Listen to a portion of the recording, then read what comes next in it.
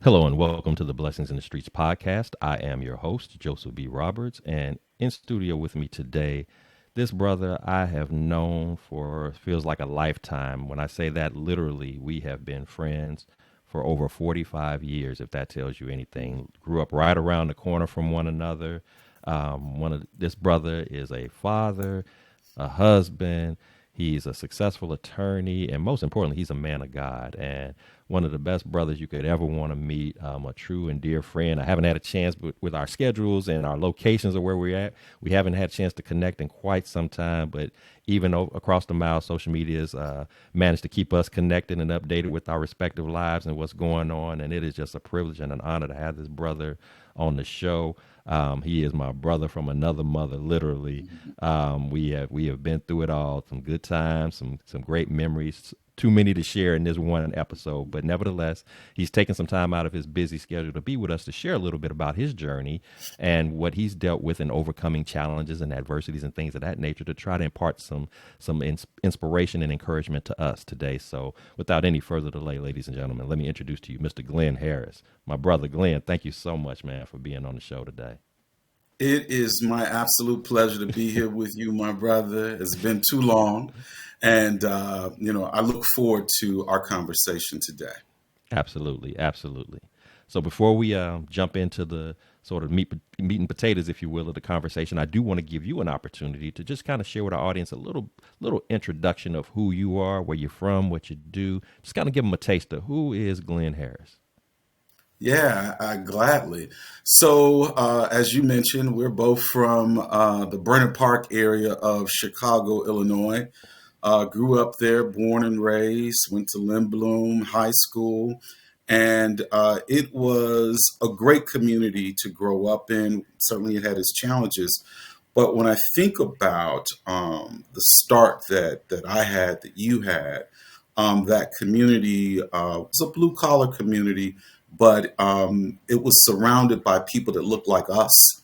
And when I also think about the professions and the businesses that were in the area, they were all Black.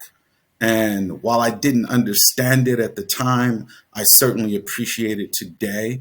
And, having raised kids of my own, wishing now that they could have grown up in an environment like that, which they did not.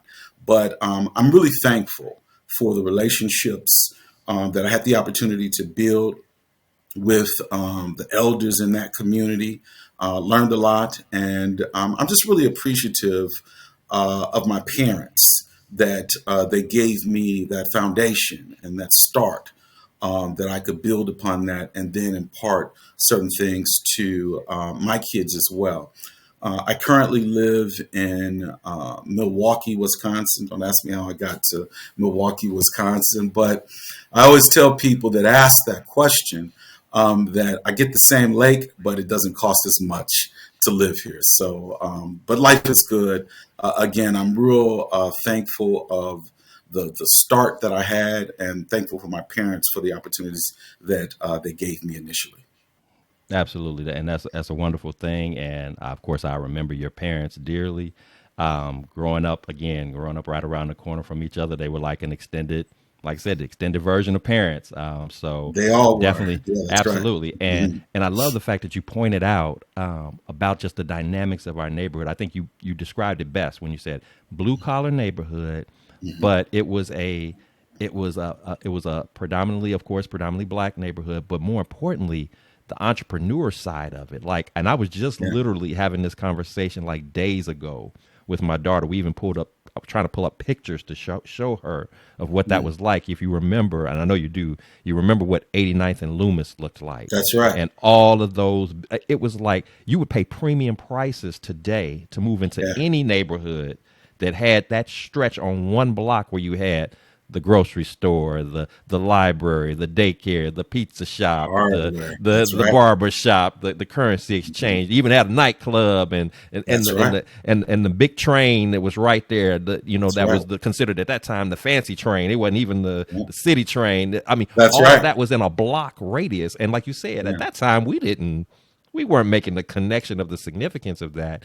and the fact that we don't see that anymore, particularly see it with people that look like us in those neighborhoods. It's unfortunate, and like you said, you wish that our kids had that opportunity to experience that versus us feeling like we had to venture off into some other neighborhoods. Unfortunately, that, while we may be thankful for being able to do that, not having that same luxury of folks around us that looked like us, that looked like our children, and they could see people looking like us doing their businesses, and again having that supports network in terms of the elders in the neighborhood and things like that. So it was a special time during that period. And as you said, there were challenges. We had the things Yep. that were going on, like the Mhm. the drugs and the Yep. gangs and all that stuff was Yep. there.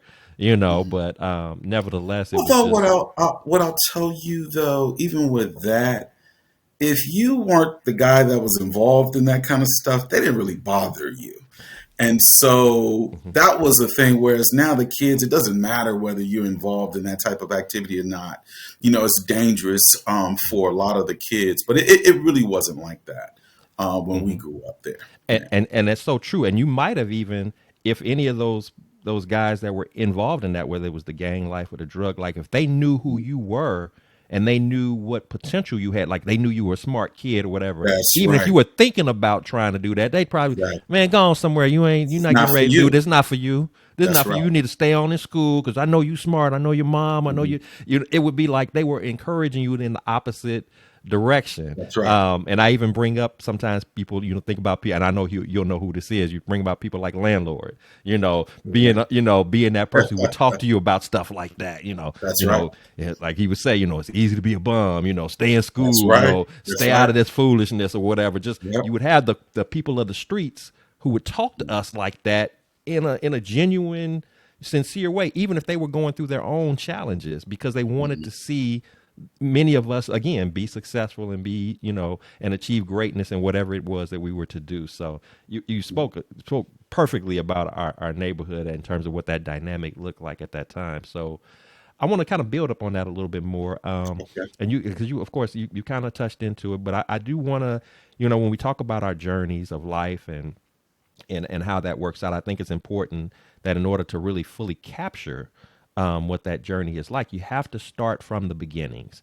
And so, if you would kind of elaborate a little bit about what your childhood was like growing up. Of course, I know, of course, you have both parents in the home. Mhm. Everybody didn't have that luxury, but you did have both Yes. parents in the home, siblings in the home. Kind of Mhm. walk us through what was that like for you growing up, and the impact that it had on you in terms of choices that you made, and decisions that you would ultimately pursue that were actually going to be to your benefit, that were going to be positive in nature in your development and growth. Yeah. So I'm the youngest of three.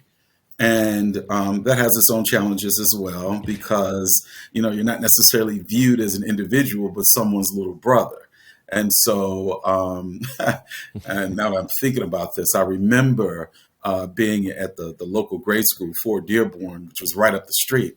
The big thing was to see if you could get your older siblings' textbook, and you looking for their name and that type of thing.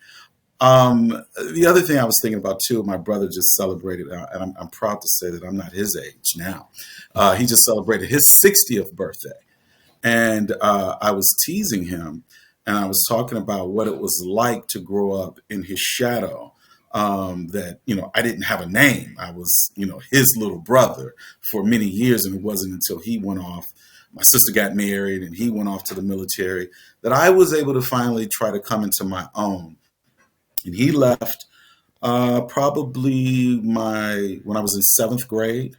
So at the end of elementary school is when I had to try to, as a preteen teenager, try to figure out my own identity outside of having two older siblings. So it most certainly is beneficial having people, establish this pathway for you.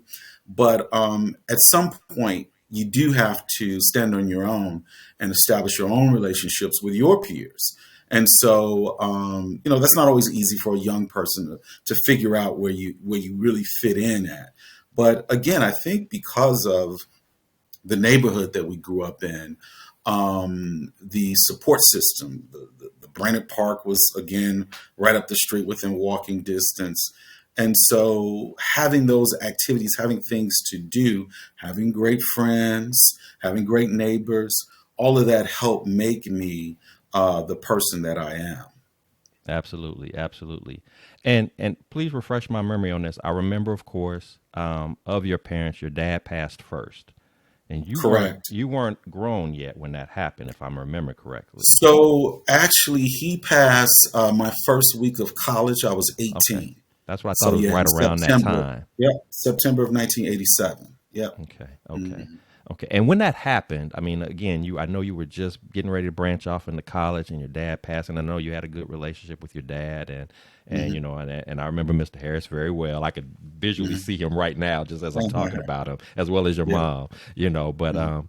what kind of impact did that have on you when this takes place, and you're just at the cusp of venturing off into adulthood, and now dad's gone? How did that play out for you, and again, your path moving forward? Yeah. So for me, it was great to have that foundation, having him there. But I do think that that post high school, those college years are very important to have a male role model, whoever that might be, in your life. And I didn't really have that. So a lot of people, they think in terms of, well, I didn't have my dad growing up, but I did have that. But to learn how to really be a man, as you now are a young man, that was kind of difficult for me to try to navigate that. Again, my brother was off in the military. He would come home in the summertime, but for the most part, I had to try to figure that out. So that was tough. It really was, kind of tough. I certainly remember the early lessons that I keep with me today, but I just had to surround myself in this instance with older guys, which at the time older meant 2 or 3 years older than me Right. in college, but they seemed so much older at the time. And I had uncles as well that would try to pour into me as well. But I think that that was certainly a challenge, trying to navigate through that time period, essentially on my own. Yes, yes, and again, of course, rest in peace to your dad and your mom as Mhm. well. But I just Mhm. remember in that time, and again, we don't have these conversations at that time because we're not really thinking about them at that time. So that's what made me Right. just ask, hey, what was that like for you? Because like I said, Yeah, it was tough. you were It very really was. blessed in the sense of being able to grow up with both of your parents. Because some of the kids in the neighborhood had that, and then some of us, of course, had the single parent scenario, and so it was a good thing for you to be able to experience that for both you as well as your siblings, but I also know that the timing of it was just sort of, it's never really a good time for it, but just the Right. timing, in sense your older brother's off in the military, your sister's starting her life off in marriage, and then now it's your mom, just even feeling like, Right. where do I even step in now for mom's sake to make sure that Correct. she's good, now Hmm. that she doesn't have, because I believe my memory's correct, your parents were married for a considerable amount of time when he passed. That's right. So That's right. yes, They got so married in 1961. Yeah. so Mm-hmm. yeah, so that was kind of a big deal. You around somebody that Hmm. long, just even with your mom trying to process, moving Yep. forward. And I know you had a very close relationship with your mom, and of course, being that younger Hmm. son, it adds a little extra I layer was the to it. So I'm baby. sure you were like, I'm sure even Hmm. being away at school, you're wanting to make sure, hey, is mom all right? Is she good? Yeah. And not being able to be within reach of her can be a little overwhelming for us, those being sons who are close to their mothers, Correct. and that dynamic. So as I know that you were, so Hmm. awesome, awesome, man. So great start to your journey in your life, moving along, going off to college. It's always, obviously, it's a dream that black kids growing up on the south side of Chicago, in our working class neighborhood, we aspire to hope to be one of the ones that make it out like that, because as Hmm. you and I both know, some of our friends didn't. Some of Correct. them didn't live long enough to make it out. Some of them landed in jail, a Yep. variety of other different things. But we were one of the blessed ones that actually were able to kind of make it out, and at least get on that pathway to setting the foundation for a successful life. So, but as you move along in that journey of life, of course, there's going to come a point in time where you begin to experience some things that are a little bit more complex, a little bit more challenging. And I would imagine, just like it's happened for me, I'm sure the same has happened for you. So, with that said, tell us about a time when you were actually faced with a of adversity, a moment of challenge that when this hit, this was different for you. This was something that you kind of question, how am I going to get through this? I've gotten through a lot, I've overcome a lot, but this right here is a little bit heavier. It's a little bit more weighty for me. I'm doubting whether or not I can do it. Now, obviously, you're here today, so we know that you made it through. But if you Mhm. would please share with us what that particular story was like for you, and what did it take for you ultimately to have that breakthrough to kind of get over that hump in that particular situation. So I think that there are several times in my life where I've had some serious challenges. One obviously was when my father passed. The other one, when I think about it, in college, I went to college thinking that I would be a finance major, and that's what I wanted to be, an investment banker. So I thought. Hmm. And so it wasn't until I just could not get through accounting and the math and the statistics, I realized that that was not really for me, as well as the fact that the school said, listen, we're going to give you one more chance. And you got to figure this out. And the reality is that I changed my major to arts and sciences, to political science. And that's when I really took off. And I mentioned that because for me, with my own kids, I got one that's a math guy. He's a strategy consultant, really strong in that area. My daughter was not. She wanted to be a veterinarian. People tell you, oh, you could be anything you want to be, and you can. And you never want to tell kids that they can't do something. But you look at your grades, and she's struggling to get a B, out of math, and science is not her strongest subject. And so I said, listen, here's what I think you should do.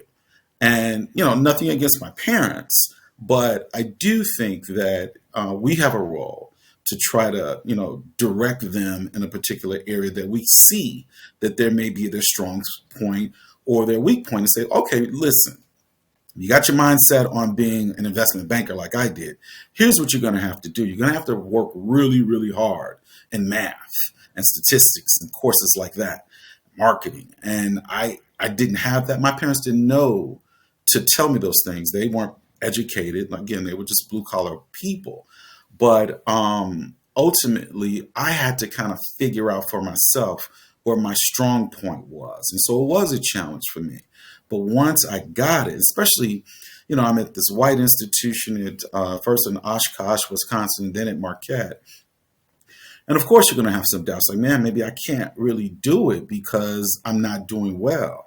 But then when I got into a subject matter that I really could take off in, that I felt that was really for me, then, there was no limit. And I remember towards the end, I think the end of my junior year, senior year of college, the professors were coming to me saying, hey, listen, we have some options for you, and this is what we really like to see you do. You're doing really well. And the other professors are talking about this young black man in their Hmm. class.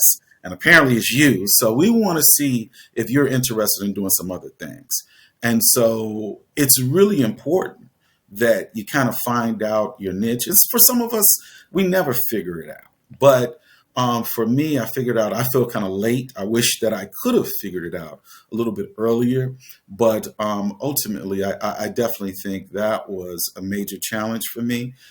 My mother passing in 2006.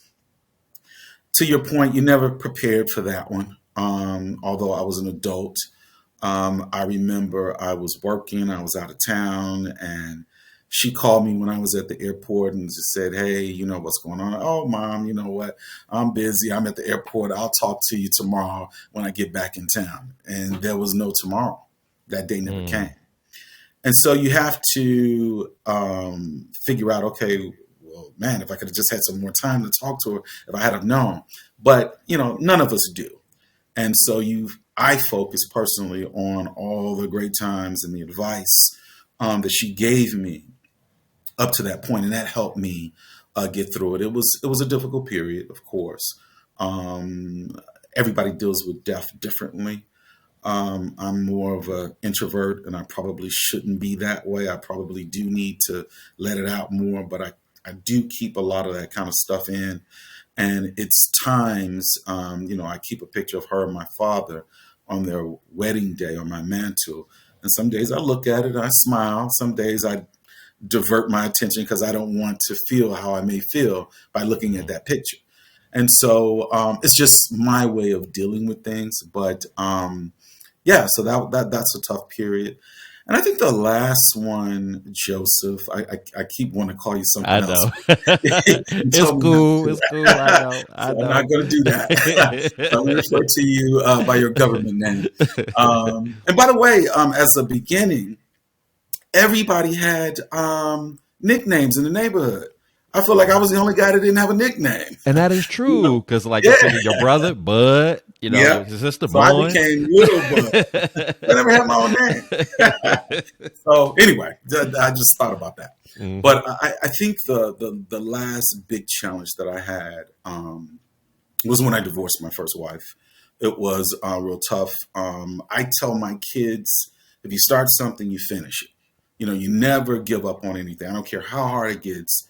You see it through. And that was just a situation that I just couldn't stay there. I didn't want to be 50 years old and not be happy. And so I had to end it. It was the right decision for me.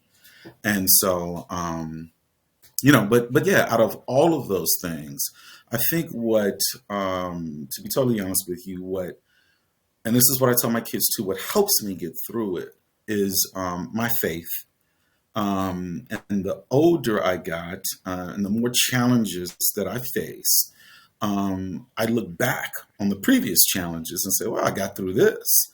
I can definitely get through this. So now I'm at the point where it's like, all right, I mean, I'm not looking for any challenges, but I know that whatever comes my way, that eventually, it may take some time. It's not going to happen overnight, but I will get through it. And so that's what really, really helps me, faith in God and understanding that the challenges that I have to go through, I see them as an opportunity to be a testimony for someone else. And I've had that so many times, just guys going through things, maybe divorce. I'm like, look, man, I know that, you're the bad guy and all these different things are being said about you, but don't worry about that. You stay true to who you are. You're going to be okay. Oh, you lost a parent. I just had a really close friend that lost a child. And while I don't know what that's like, I do know what it's like to lose people that you really, really, truly care for. And it teaches me to really listen and to be humble and to be thankful, Hmm. for the things, good and bad, that may come. So anyway, probably more than what Absolutely. you wanted to know, No, no, but yeah. no. That's good, man. And I appreciate your transparency. I mean, you covered some very telling stories. Obviously, losing a mom. Again, I firsthand, know what your relationship was like with your mother, and while everybody's way of grieving and processing is different, I know Right. you were very close to your Hmm. mom, so I know that couldn't have been an easy thing to process, and it's something that you never get over.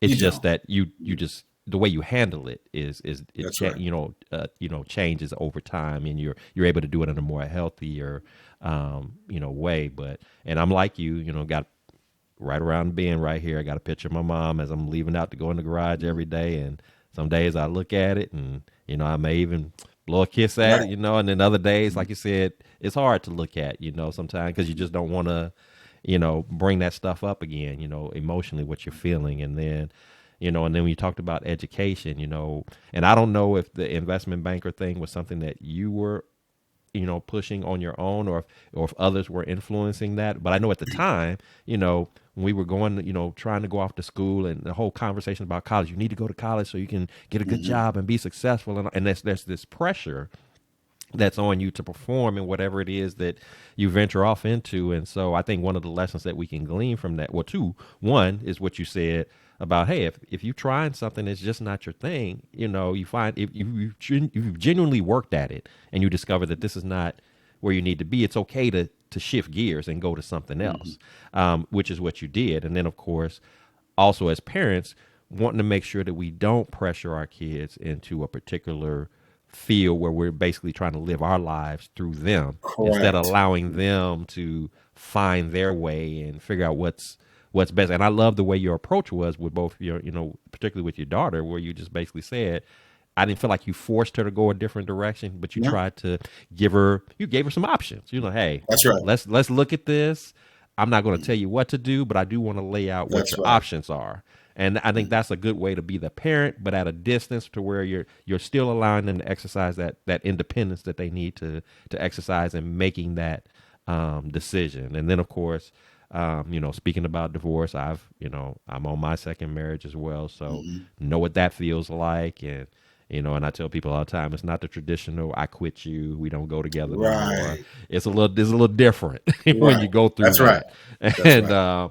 I wouldn't wish it on anybody. So, That's right. but again, your peace of mind and your happiness is ultimately what's most important. And if you genuinely felt like you did everything you could to pour into that, and it just didn't work, Mhm. unfortunately, that those things happen. And I don't think all of the trials and challenges that we go through them for a reason. it's Yes. it's there's lessons that we're supposed to glean from that. There's growth and development that we're supposed to grab from that.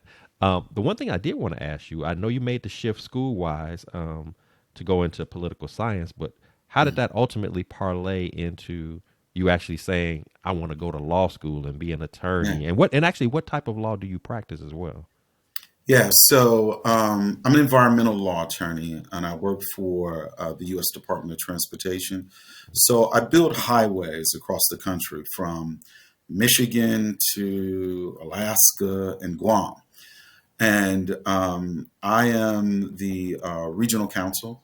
So I have half of the United States that I'm responsible for defending the country and litigation that comes up. So Clean Air, Clean Water Act, endangered species, parks, anything that has to do with the environment, I deal with that. And I have a staff, it's not a lot of us, staff of about 8 other attorneys that work for me. And we, break up the country, and we represent the United States in litigation and provide, a number of different legal counsel, ethics, personal injury issues. If one of our employees gets caught in a accident in a government vehicle, we handle those type of things. Personnel issues are always a big issue as well. So for me now, it's more managing the cases. I rarely, handle any litigation, but every now and then I will. But yeah, so that's what I do in a nutshell. I used to teach health law course actually at one of the local universities, and I thought I wanted to go into that, and then I started dealing with 18-year-olds and 20-year-olds, and I didn't particularly care for that. But it was cool. It was cool to try to share my experience with younger people as well. So, but yeah, as it pertains to political science, to be totally honest with you, I knew that business was not for me, and I was trying to figure out, based on the classes that I did do well in, what would really work. And so I really did like, the history, the politics, that type of thing. And so after I graduated, and not a whole lot of jobs out there for political scientists, so I worked for Walgreens as an assistant store manager there on the north side, which I had never been. It's amazing growing up in Chicago. You can live on one side of the town Hmm. and never go to the other side of the town. And I lived there. I mean, I worked and lived there for about 2 or 3 years before I decided to go back to school. And the decision was after I was graduating, or right before I graduated, I was thinking like, I wouldn't mind going to law school, doing something like that. And I figured out that, I did not want to work my way up at Walgreens, and I wanted to go back to school. And it's interesting that I'll never forget my uncle when I told him I wanted to go back to school. Well, why do you want to do that? He says, you got a good job. And, now you're going to spend some more money going back to school. You already have one degree. Why you want? But that was the mentality, and Hmm. I explained to him that, hey, this will, give me a better opportunity to do some other things that I'd like to do. I said, "Oh, all right. I don't get it, but okay." He tried to tell my mother, like, "What is he doing? What's wrong with the boy?"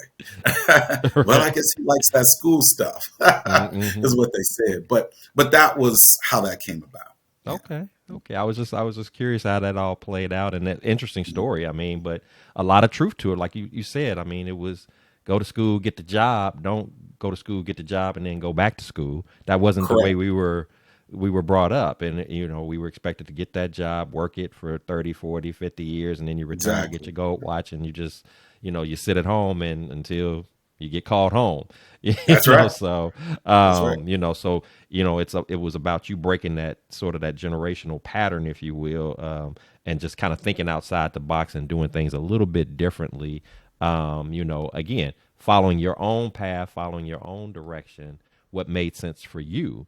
And it was obviously it was a good decision because now it opened up an opportunity for you to do other things. Like you said, I mean, it's amazing that the work that you're having the opportunity to do now. I mean, it is just completely phenomenal, and I'm loving just hearing and kind of catching up to see that side of you. And again, I automatically just think back to us, being kids and just not having those kind of conversations and never knowing of the different paths that we would find ourselves, you know, catapulted into. And so good works, man. And obviously that academic mindset and that go getting mentality has transitioned into your children. I followed you again on social media and seeing the Yeah. wonderful things that they've done and made for themselves in terms of their respective lives. So I mean, it clearly was the right decision. So yeah, when you find yourself, and you talked a little bit about this, but when you find yourself faced with challenges, it doesn't even have to be anything major. It could be, but even if it's just something minor annoyance that we, on any given day could be faced with something that we got to deal with, some moment of adversity or challenge. What is it that you like to do? What works for you? That when you're faced with that thing, if today was one of them days where you're just hit with something that you gotta, it's an annoyance, it's a problem that I got to deal with. What is your process that you like to do that kind of helps you to maintain your focus and work through that situation, that challenge that you're up against? Yeah, it's a daily challenge, especially being the only black male attorney for my agency. I deal with those a lot. Hmm. But what I've learned to do is to really take a step back and think about it. I mean, I've been doing this for a long time, and I've faced a number of personal issues as well. But it's the same approach. And the first thing is that you have to believe in yourself. I really do. Some people call it arrogance, whatever. At the end of the day, I don't see it that way. I just believe that I was put here for a purpose, and whatever the issue may be, instead of reacting right away, I take a step back and try to analyze it from a number of different angles. Maybe the other person is having a bad day. Who knows what's going on? Maybe they lost someone close to them, or maybe they just got into it with someone. I don't know. Or they've never been around someone like me before. And so I take a step back and try to see, well, what are we dealing with? Sometimes I could have a smart mouth and react right away, but that never really pays off. The other person ends up believing, hey, who's this guy think he is, that type of thing. And so I really try to, at least initially, always be polite and try to figure out, is it me? Is it the way I said something? Because sometimes it's not what you say, but it's the way you say it. And so I really do try to do self reflection. Hmm. I do try to listen to people when they say, hey, you said something that really bothered me, or you hurt me, Glenn. And it likely is not my intent, because I don't ever go into any situation to hurt anybody.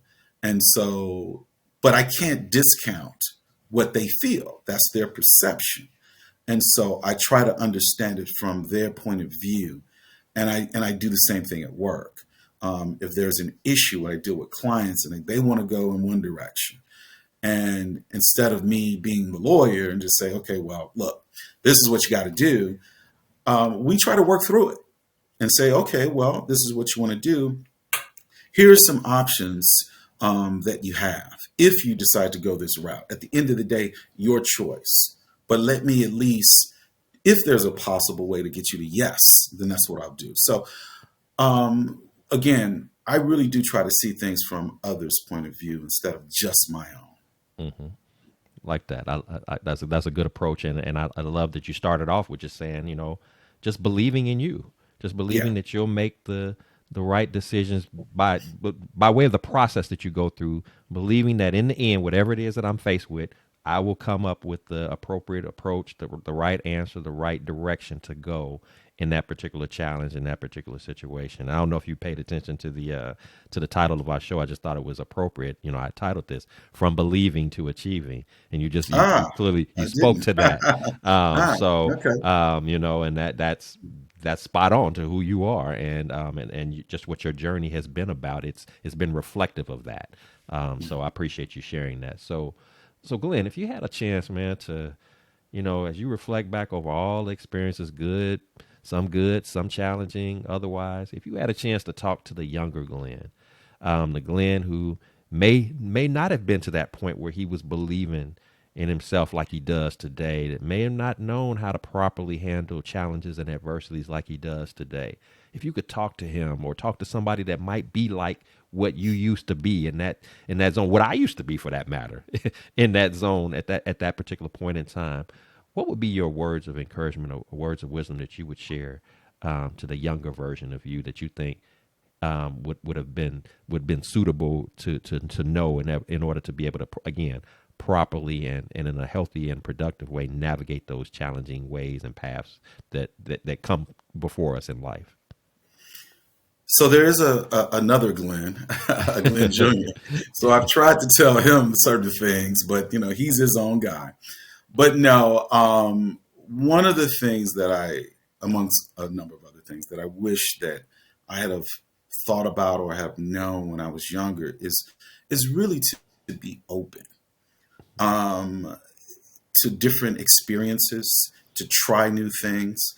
That's one of the things at 54 that I really enjoy doing.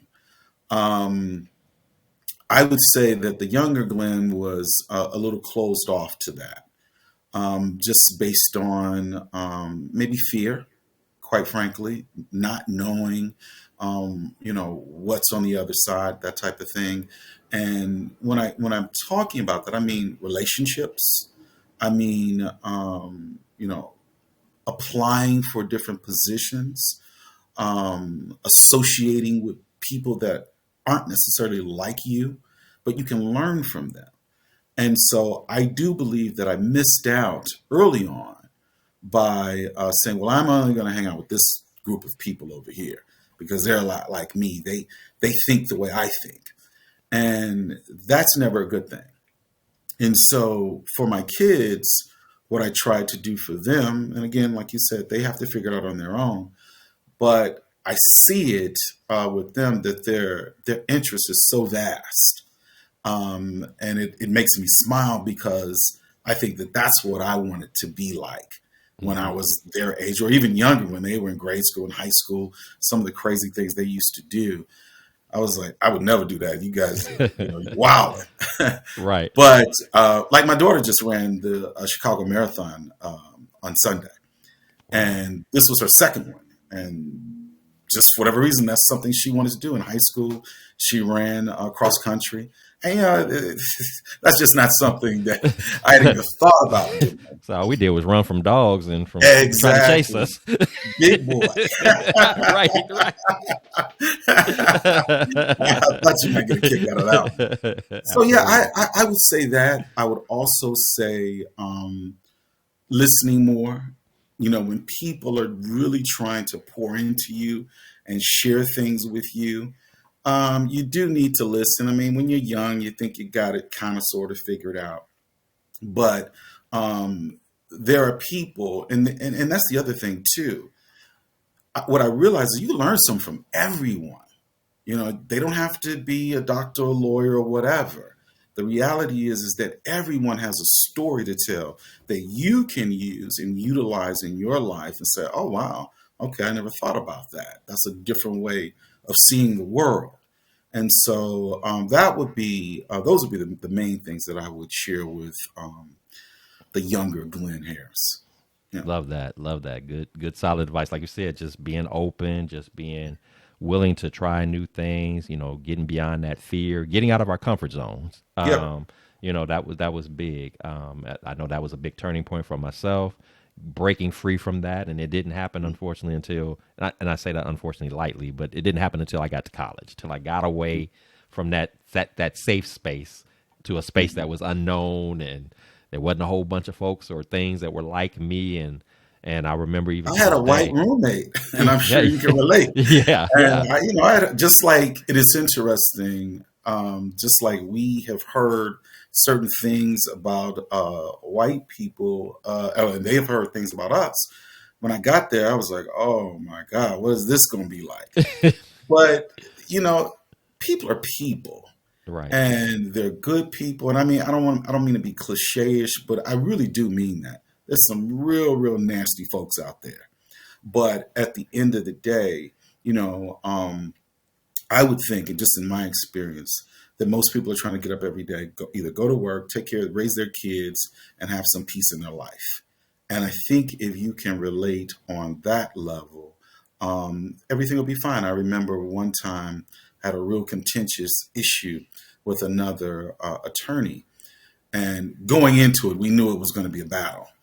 And so we're sitting in the room. He had his team of lawyers. I had my team of lawyers on one side. And something just said, why don't you? I heard him mention something about grandkids.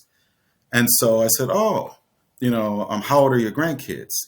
And that immediately changed the trajectory of that Hmm. meeting because he was happy that somebody gave him an opportunity to talk about something that he liked and he cared Right. about.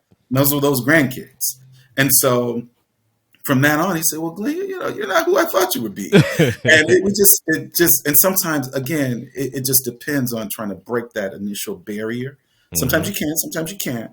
But I think with most people, there's a commonality that we have, whether it's kids or spouses or whatever. And then I think that that's what I try to focus on. Absolutely, absolutely. I love that. Love that approach, man. So before I let you go, man, this has been fun. Oh, I almost time, thoroughly huh? Wow. thoroughly enjoyed having Yeah. you on here. I do want to, of course, take this opportunity to celebrate you, to acknowledge you, to affirm you, to love on you, my brother. If there's anything that you got going on, upcoming or current projects, anything you're working on, any milestones that we need to know about that we can applaud and share at this time, please do that. We want to celebrate you, my brother. So I appreciate that. I would say that the biggest thing, I just got married a couple of years ago, so we're going on year two. Awesome. Yeah, so we're really excited about that for our upcoming anniversary. Things are going really well. That's why I'm back in Milwaukee for her. But I like it. I really do. I went to school here, but it's quieter, but it gives me some more time to reflect as well and spend more time with my wife. And I'm not, spending all my time focusing on the kids or Hmm. trying to get to some mythical place in my career that I think I deserve to be. I don't concern myself with those things now. It really is just a matter of enjoying life, loving on her and the kids. My son lives in New York and he's doing his thing, and my daughter, she's a lawyer in Chicago. So, you never stop being a parent, but at the end of the day, I'm really proud of those two. I'm most proud of anything that they are productive people and they're trying to find their way. And Hmm. now, at this stage in our lives, I'm the advisor. So that's what I have for them is advice if they're willing to take it, and that's a good place to be. Yep. That's awesome, man. That is awesome, man. And again, I don't want to take lightly at the fact that you've raised some wonderful kids. Anybody who's been a parent knows that that's not always easy to do. There's always Tough going to be stuff. your good days and your trying days, but you stayed the course, and your kids are again visual living examples of that. And I'm so proud to see what they're doing, and I'm just proud of you, man. I'm just, like I said, I know Appreciate it's been that. a minute since we had a chance to chop it up like this, and just to fill the gaps of the things that you've accomplished and things that you're still doing, man. You're in a Yeah. good space right now. You're happy. You found love again, Yeah. and you're just doing life, Stuff. man. Yep. And nobody, you want to take that lightly. And again, as I said at the top of the show, you're a man of God, you're a man of faith. So that Hmm. that's ultimately the pinnacle of it all. And I'm just thankful for all that God is doing for you and in your life, man. And just praying for more and more blessings and celebrations and accomplishments and all that good stuff that he has for you, man, because you're a good brother. And Appreciate that. and I wanted to not only have a chance to, for selfish reasons, to catch up with you, but I knew that you were going to have a powerful story to share. And I know that just like I've been blessed in hearing your story, man, I know that somebody's going to have a chance to listen today, and they're going to be blessed by what you share today, and they're going to start believing them in themselves a little bit more than maybe they did before they had a chance to hear your story. So I appreciate your transparency and sharing that with us. It has been an awesome, wonderful experience, man. And for those of you who are watching, if you've enjoyed the content, the episode today, and just any of the episodes that we've had on the show, please, of course, subscribe. Please like. Please share. Please comment. Because here at the Blessings in the Streets podcast, this is what it's all about. It's about encouraging, inspiring, uplifting, being transparent, laying it all out on the table, being open with you about our challenges, our journeys. As you can see, it's not always perfect. It's not always flawless. We're going to bump our heads. We're going to fall down sometimes, but that doesn't have to define the ending of your story.